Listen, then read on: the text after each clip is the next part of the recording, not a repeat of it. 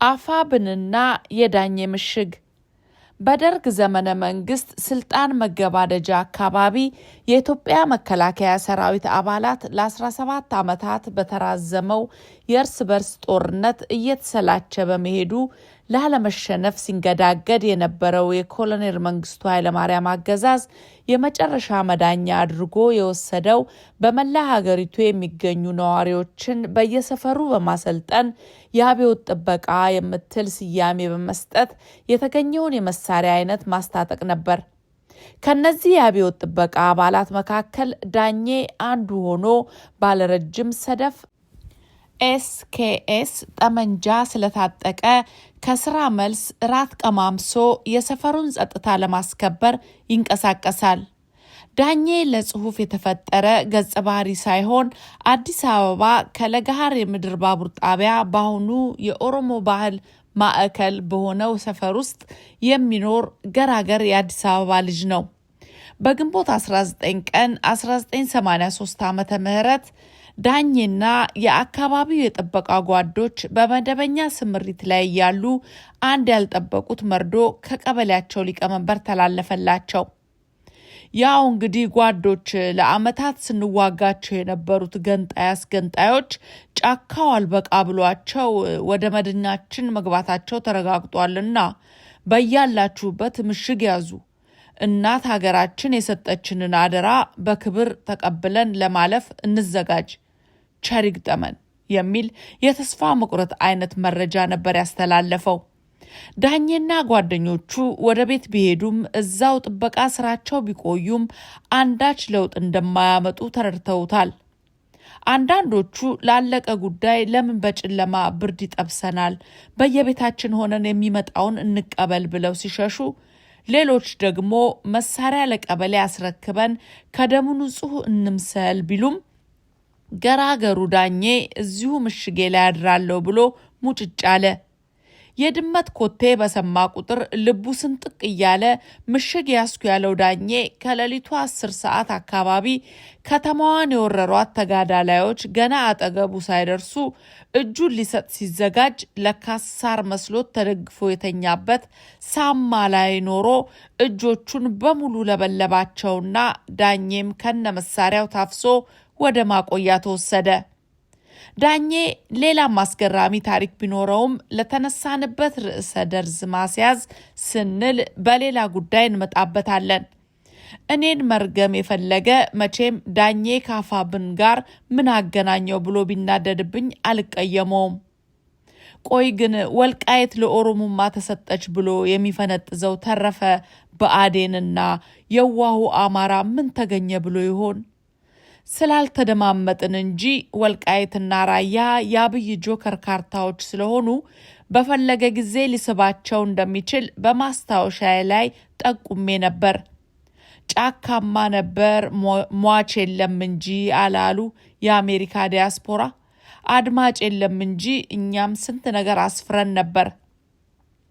ለማንኛውም የወልቃይት፣ የራያ፣ የመተከል፣ የደራ፣ የአዲስ አበባና የሌሎች በርካታ የአማራ አጽመ ርስቶች መፍትሄ የሚገኘው ከፋኖ ትግል አሸናፊነትና ቤተ መንግስት ይዘህ በምታሰፍነው የእኩልነት ስርዓት ላይ ተመርኩዞ በሚወሰን ውሳኔ ብቻ ነው። ወልቃይት ለጊዜውም ቢሆን የአካባቢው ነዋሪ አማራ ራሱን እያስተዳደረ በመሆኑ ይህን መብት በተጻፈ ሕግ ለማጽናት አሸናፊ ሆኖ ስልጣን መያዝ የግድ ይላል። እስከዛው የወልቃይት አማራ ከሌሎች ታጋይ ወንድሞቹ ጋር እጅና ጓንት ሆኖ ቋሚ ጠላትን በማሸነፍ ህልውናችን የሚጸናበት መስመር ላይ ማተኮር ይገባዋል እላለሁ። በተረፈ ሽጉጥ እጠጣለሁ ብሎ በስህተት አረቄ የጠጣውን አድርባይ ብአዴን ጀግና ለማድረግ የምትሽቀዳደሙ ሳልሳዊ ብአዴኖች አርፋችሁ ሰሊጣችሁን ዝረፉ እንጂ የአማራ ትግል አይመለከታችሁም። እስኪ ወደ አፋብንና የዳኜ ምሽግ የታሪክ ዝምድና እንመለስ። የአፋብን መሪው የት ነው ያለው? እነማንን አምኖ እነሱ መካከል መሰንበት ቻለ? የዚህ አይነቱ የራስን ወንድም አላምንም ብሎ ወደ 2 ዓመት በቄስ በጳጳስ በሽማግሌዎችም ጭምር ሲለመን የነበረ ግለሰብ እንዴት ለአማራ ሕዝብ ሳማ ሆነው ሲለበልቡት የኖሩ ሰዎች መካከል ተደላድሎ ኮንፈርት ዞን ሆኖለት ተቀመጠ? ከዚህ የሳማ ምሽግ ሲወጣስ እውነት የአማራ ህልውና ትግል ያነሳቸውን ጥያቄዎች የማስመለስ አቅም ይኖረው ይሆን ብለን እንጠይቃለን። ባለቤቱን ካልናቁ አጥሩን አይነቀንቁ እንደሚባለው የአማራ ሕዝብ ለዘመናት ከተቀለደበት በላይ ዛሬ እየሆነ ያለው ያበሳጫል። ሀገሩን በደማቅ ታሪክ ጽፎ ያኖረ ተነግሮ የማያልቅ የታሪክ የጀግንነትና የእምነት ባለቤት የሆነ በራሱ ትልቅ ሀገር መሆን የሚችል ማህበረሰብ በደርግ በወያኔና በኦሮሞማው ጨፍጫፊ ሴራ ያጣቸውን መሪዎች በትግል አደባባይ መፍጠር ቢችልም በሴራ የተካኑት የጃጁ ግራ ዘመም ሴረኞች ጩኸት ከፊት ገለል እንዲል በማድረግ የግል ዝና ያሰከረውን ተረፈ ብአዴን ወህወሓት በመሰንቀር ዳግም ለማያባራ ባርነት ሊሸጡት እያስማሙ መሆኑን ስናይ ለምን መሪ መፍጠር አቃተን ብለን ዳግም ራሳችንን መመርመር ይገባናል። በጨዋና ወንድማዬ በሆነ ምክር አርበኛ ዘመነ ካሴ የአሁኑን የህልውና ትግል መርቶ አማራን ቤተ መንግስት ሊያደርሰው ቀርቶ ለራሱም ህልውና መቆም የማይችልባቸውን በርካታ ድክመቶችም በተደጋጋሚ ጠቁሜያለሁ። የኔ አስተያየት ግለሰቡን ከመጥላት ሳይሆን እሱንም ከመጠበቅ የትግሉን ባህሪያት ከመረዳት ጭምር የመነጨ ነው።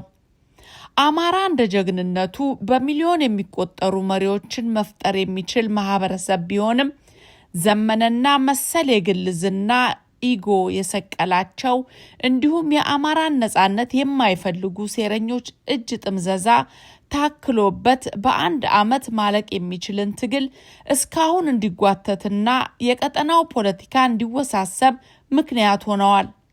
ራስን ለህዝብ ክብርና ህልውና ተገዥ በማድረግ ከዘመናት በኋላ የተፈጠረን አደረጃጀት ልክ እንደ ጠላት በመቁጠር ተረባርቦ ድርጅትን ማፍረስና እውነተኛ ታጋዮችን በመግፋት ንቅናቄ የምትባል አሻንጉሊት መሰል ስብስብ ይዞ እንኳን ደስ ያላችሁ ማስጨፈር ከሞታችን ሊታደገን ሳይሆን ዳግም የተዋረድንበት ተግባር በመሆኑ ደጋግማችሁ አስቡበት ማለት እወዳለሁ። በነገራችን ላይ ይህን ማስታወሻ በምጽፍበት ጊዜ አፋብን ለምክክር ኮሚሽን በአስረስ ጌታ ስራደና ሄኖክ ምክንያት ደብዳቤ ማስገባታቸውን እንዲሁም የማስረሻ እጅ ሰጤ ቡድን በየኤምባሲው እየዞሩ እኛንን እውነተኛ ፋኖ ስለዚህ ከመንግስት ጋር አደራድሩን እያሉ ደጅ እየጠኑ መሆናቸውን መረጃ ደርሶኛል። እውነተኛ ፋኖች ራሳችሁንም ትግሉንም ጠብቁ ላለው ድል ለእውነተኛ ፋኖቻችን፣ ሞት ለባንዳዎች። ከአዳባይ የካቲት 17 2018 ዓመተ ምህረት